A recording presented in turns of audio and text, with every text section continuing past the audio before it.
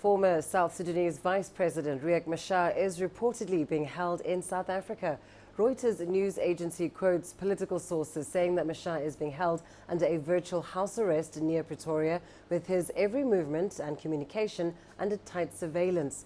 Officials in South Africa and Machar's spokesperson have, however, denied these claims. Riek Machar did flee to South Africa to seek medical treatment in August after fierce fighting erupted in South Sudan. Now, over 1 million people have fled the world's youngest nation since conflict erupted in late 2013. The cross-border exodus is the largest in Central Africa since the 1994 Rwanda genocide. We're discussing media reports that suggest that former South Sudanese Vice President Riek Machar is in South Africa under house arrest. Meanwhile, South African officials, as well as Riek Machar's spokesperson, have denied these claims. Let's try to get you more details on this story from CCTV's Angelo Coppola, who joins us live now from Johannesburg. Angelo, what do we actually know about Riek Machar's whereabouts, where he might be staying, and the conditions of his stay in South Africa?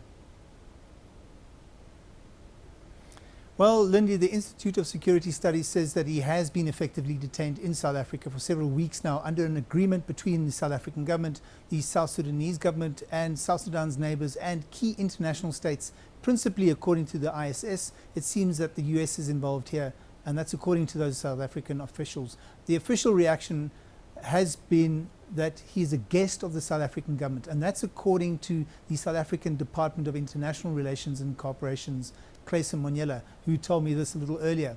He's definitely not under house arrest, I'm being told.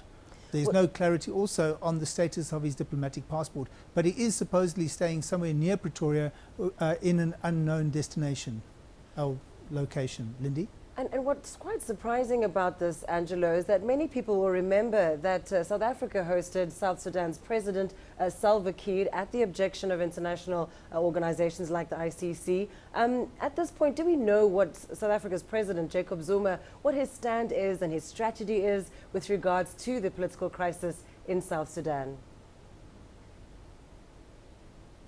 Well, any reports that came out of that official state visit have been very limited in their information and the detail of that information. But we do know that the South African government doesn't like to take sides in any kind of continental conflict. You just need to witness the response to what's going on in Mozambique at the moment as an example. But it does appear that this approach may have softened a little. This after several international groups had stressed that there is an increased potential for ethnic cleansing and genocide in South Sudan.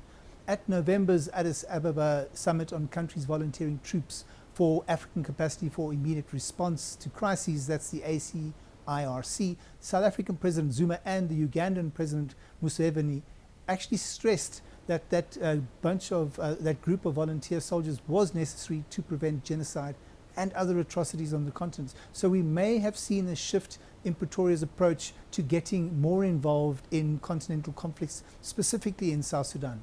Lindy? We'll leave it there, but thanks very much, Angelo Coppola, for that update from Johannesburg, confirming that former Vice President of South Sudan, Riek Machar, is indeed in South Africa, the country there saying that he is a guest of the state.